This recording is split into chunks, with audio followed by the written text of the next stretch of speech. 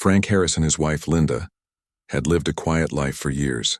They were the kind of couple who never sought attention, but carried a calm dignity wherever they went.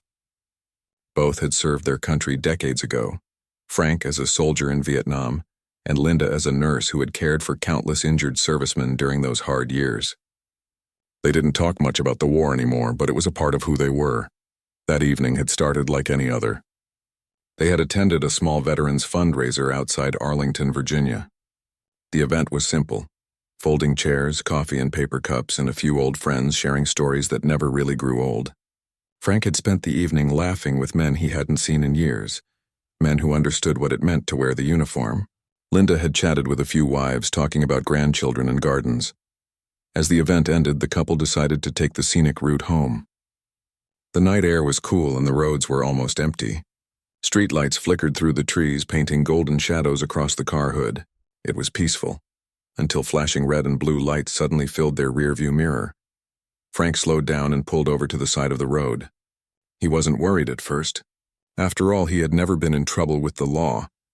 He looked at Linda and gave a calm smile. "Probably just a routine stop," he said. But Linda's fingers tightened around her purse.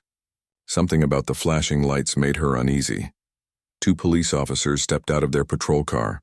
One was younger, maybe in his late 20s, and the other looked older, possibly in his 40s. The younger one approached the driver's window while the other circled the back of the car, shining his flashlight into the seats. "Evening, sir. Do you know why we pulled you over?" the young officer asked. Frank shook his head politely. "No, officer." "Was I speeding?" The officer smirked slightly. "You rolled through a stop sign back there." Frank frowned gently. He was careful on the road, especially at night. "I see," he replied. "If I did, I apologize. It wasn't my intention."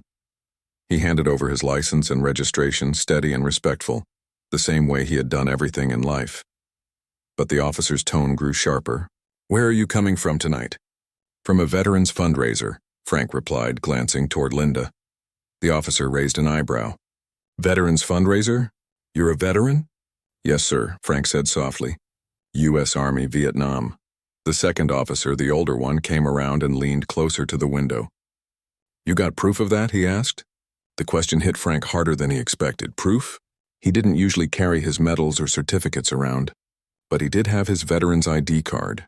He handed it over carefully. While the officers inspected it, Linda tried to stay calm, but she could see the change in their tone. They weren't asking questions out of duty. They sounded suspicious, almost disrespectful. "Why are you out so late?" the older one asked. Frank looked at the clock on the dashboard. It was only a little after 10 p.m. Just heading home, he answered. The younger officer shone his flashlight inside the car again, this time pointing it near Linda's face. "Can you step out of the vehicle, ma'am?" Linda hesitated. "Is something wrong, officer?" "Just routine," he replied. Frank's voice stayed calm but firm. "Officer, we've done nothing wrong. Please tell us what this is about." The younger one sighed impatiently. "Just follow instructions, sir." Linda's heart pounded. She'd spent years in war zones, but something about this felt different. Unfair, unnecessary. She quietly opened her door, but Frank reached out and gently held her hand. "Stay seated, sweetheart," he said softly. His voice was steady, but inside he was fighting anger and disbelief. For a few tense seconds, no one spoke. The only sound was the soft hum of the patrol car's engine. The officers stood there, their flashlights cutting through the darkness. Frank finally spoke again, his voice calm but heavy with disappointment. "Officer," he said, "I've spent my life respecting the badge. I still do. But please, show a little respect in return." Something in his tone made the younger officer shift uncomfortably. The older one crossed his arms but said nothing. The moment stretched, thick with tension. Inside the car, Linda's hands were trembling. She whispered, "Frank, maybe we should just let them do whatever they want." But Frank shook his head. "No, Linda, I won't raise my voice. I won't argue. But I also won't be treated like I don't matter." Minutes passed. The officers stepped away for a moment, talking quietly near their patrol car. Frank and Linda sat in silence. The night that had once felt peaceful now felt endless. Then something unexpected happened. Another car approached from the opposite direction. Its headlights grew brighter as it slowed down and came to a stop behind the police cruiser. Frank squinted through the rearview mirror. The car's door opened and a man stepped out. He wasn't wearing regular clothes, he was in a uniform. The cut was sharp, perfectly pressed, and his steps were measured. Even from a distance, Frank could tell. This man carried himself differently. His posture was upright, his movements calm but confident. The two officers turned, confused, as the man approached. He didn't look nervous or angry. Instead, there was quiet authority in his presence. "Who's that?" Linda whispered. "I don't know," Frank replied, "but I think he's military."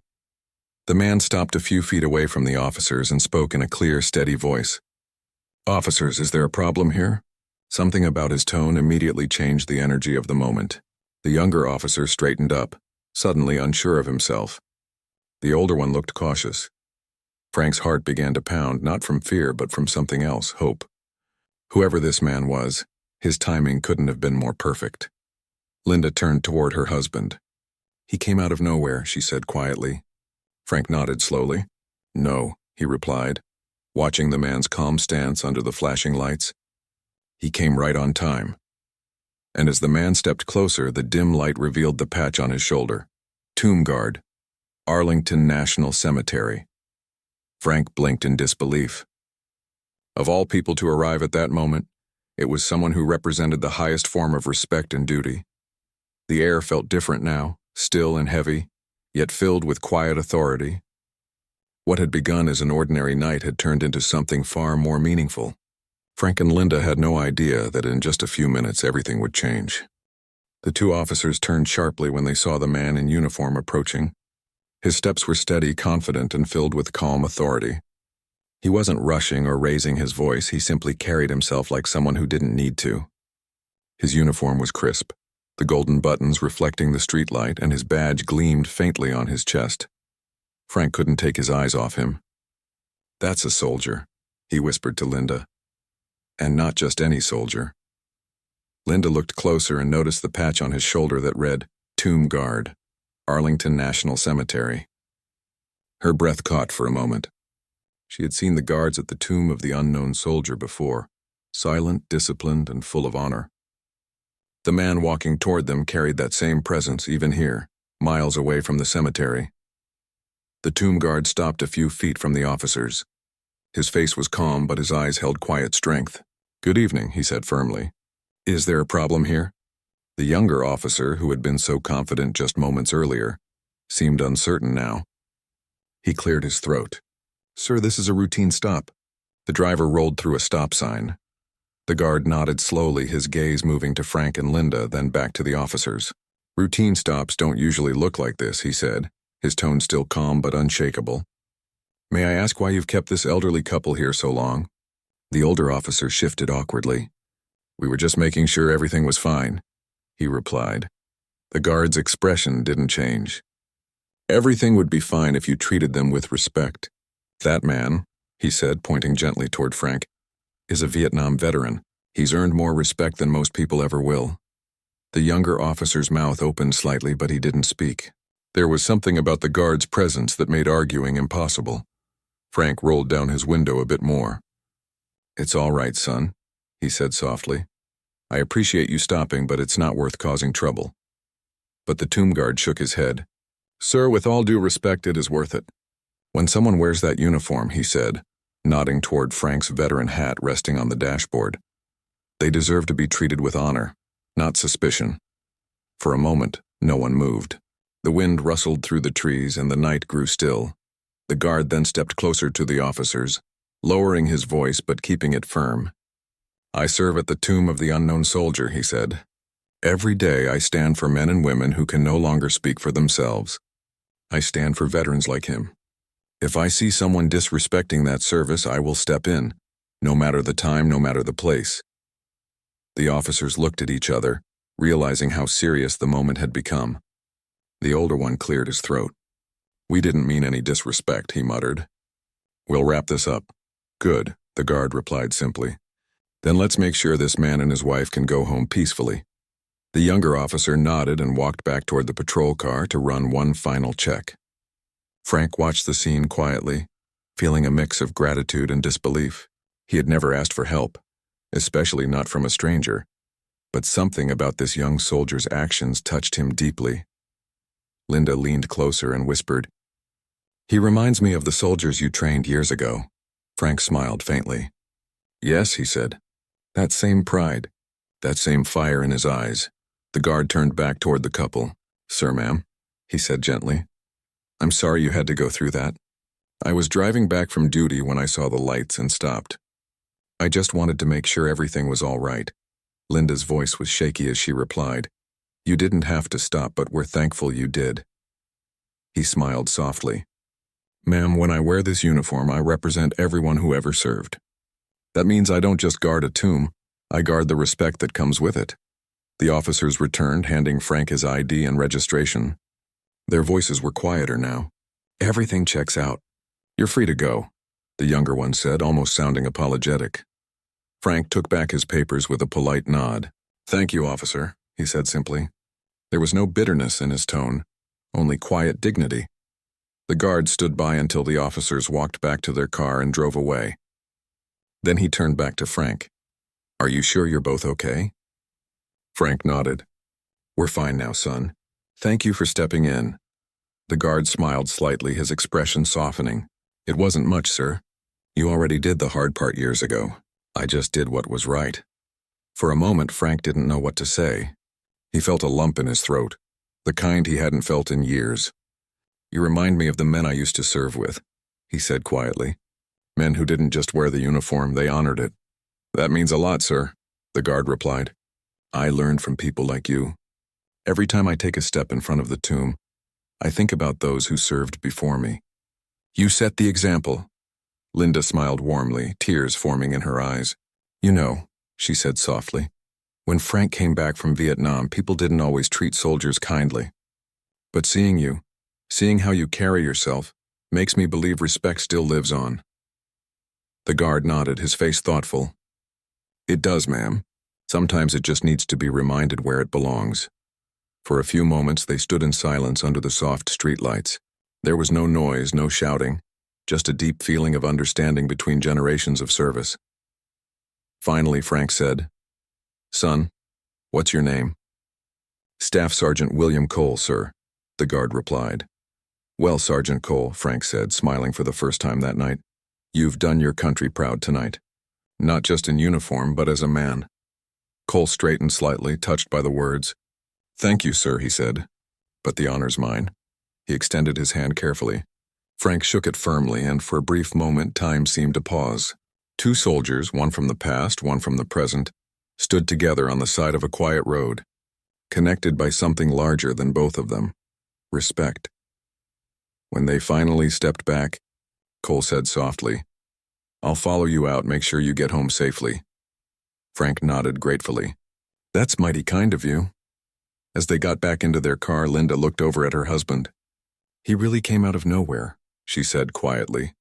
Frank smiled as he started the engine. "Maybe not nowhere," he replied. "Maybe he was sent to remind us that honor still exists." Cole followed behind them for a few miles, his headlights steady and protective. In the mirror, Frank could see the outline of that crisp uniform, shining even in the dim light. And though no words were exchanged, both men knew what that moment meant. In a world that sometimes forgot the meaning of service, a tomb guard had shown up just 5 minutes later to prove that respect was still alive. Frank and Linda drove slowly through the quiet streets, their car lights cutting through the soft darkness. Behind them, Staff Sergeant William Cole followed at a respectful distance, his vehicle steady and watchful. The flashing police lights were long gone, but the feeling of tension still hung faintly in the air. Linda sat silently, looking out the window. The night sky above was clear, dotted with tiny stars, and the gentle hum of the engine filled the silence between them. After a few minutes, she finally spoke. "Frank," she said softly, "I still can't believe that young man stopped for us." Frank nodded, his hands steady on the steering wheel. "Neither can I," he replied. "But I'll tell you something. Men like him are why this country still stands strong." Linda smiled faintly. "He reminded me of the nurses I worked with during the war," she said. "Even when things were falling apart, they stayed calm. They did what was right, no matter how hard it was." Frank glanced at her and nodded. "That's what he did tonight. After a few more minutes, they reached a quiet intersection near their neighborhood. Frank slowed down and pulled over. He stepped out of the car, walked back toward the vehicle behind him, and motioned for the guard to roll down his window. Cole did, his face illuminated by the dashboard light. "Son," Frank said, his voice filled with quiet gratitude. "You can head home now. We're almost there." Cole shook his head lightly. "I'll follow you just a bit farther, sir. I want to make sure you get home safely." Frank smiled. "You're persistent," he said with a chuckle. Cole grinned. "My commander says the same thing." The two men shared a small laugh, and then Frank returned to his car. As they continued the short drive home, Frank felt something shift inside him. The anger and frustration he had felt earlier were gone. In their place was a deep sense of peace. When they finally reached their small white house, Frank parked the car in the driveway. Cole pulled up behind them and got out too. The night was cool and still, and the street was quiet except for the faint chirping of crickets. Frank and Linda stepped out, and Cole walked up the driveway, stopping a few feet away. "It's a nice home," he said politely. "Thank you," Linda replied with a warm smile. "We've been here since our daughter was little." Cole looked around, taking in the modest house, the small garden, and the old American flag fluttering gently near the porch. "That flag says a lot," he said quietly. Frank followed his gaze. "It's been there since the day I came back from Vietnam," he said. "It's faded now, but I never wanted to replace it. It's been through a lot, just like us." Cole nodded respectfully. "It's beautiful, sir." They all stood in silence for a moment, the flag gently waving above them. Then Cole turned toward Frank and said, "Sir, if you don't mind me asking, what was it like?" "Vietnam, I mean." Frank smiled faintly, his eyes distant. "Hard," he said simply. "Harder than I can put into words. But it taught me things that stayed with me forever. Courage, patience, loyalty, and above all, respect. That's something we can't ever lose." Cole nodded slowly. "That's exactly what I try to remember when I'm standing guard," he said. "Every step I take, every moment of silence, it's all for people like you." Linda's eyes filled with tears as she listened. "You're a fine young man," she said softly. "You remind us that good hearts still exist." Cole smiled humbly. "Thank you, ma'am. I just try to live up to the example that was set long before me." Frank stepped forward and extended his hand. "You did more than enough tonight," he said. "You reminded two old veterans that respect still has a place in this world." Cole shook his hand firmly. "It's an honor, sir," he said. "Always." For a few seconds, they just stood there under the porch light, the quiet hum of the night surrounding them. It was a simple moment, but it felt sacred, filled with gratitude and understanding. Finally, Cole looked at his watch. "I should get going, sir. Early morning duty tomorrow." Frank nodded. "Of course. I don't want you to be late. But thank you again for everything."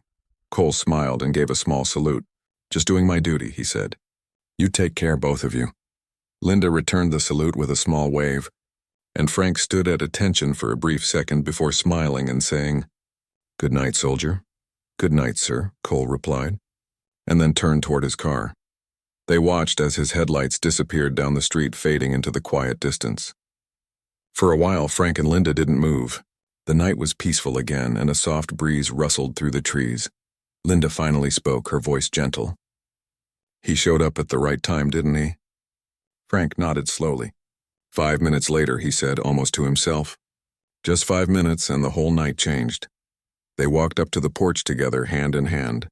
Frank paused for a moment, looking at the old flag again. He reached out and touched the wooden pole gently. "I used to think the world had forgotten what that flag stood for," he said quietly. "But tonight proved me wrong."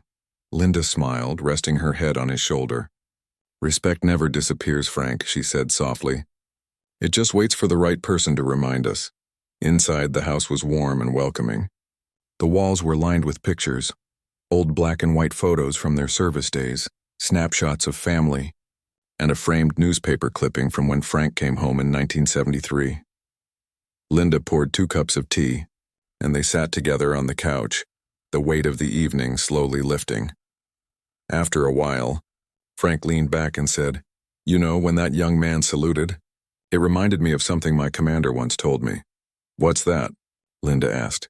He said, "You may not wear the uniform forever, but the honor behind it never leaves you." Linda smiled. "And tonight you saw that honor standing right in front of you." Frank nodded, his eyes soft. "Yes, I did." They sat in silence for a while, listening to the ticking of the old wall clock. Outside, the flag moved gently in the night breeze, glowing faintly under the porch light. Frank thought about the long years since Vietnam, the memories, the struggles, the moments when respect seemed to fade from the world. But now, for the first time in a long while, he felt something different: hope.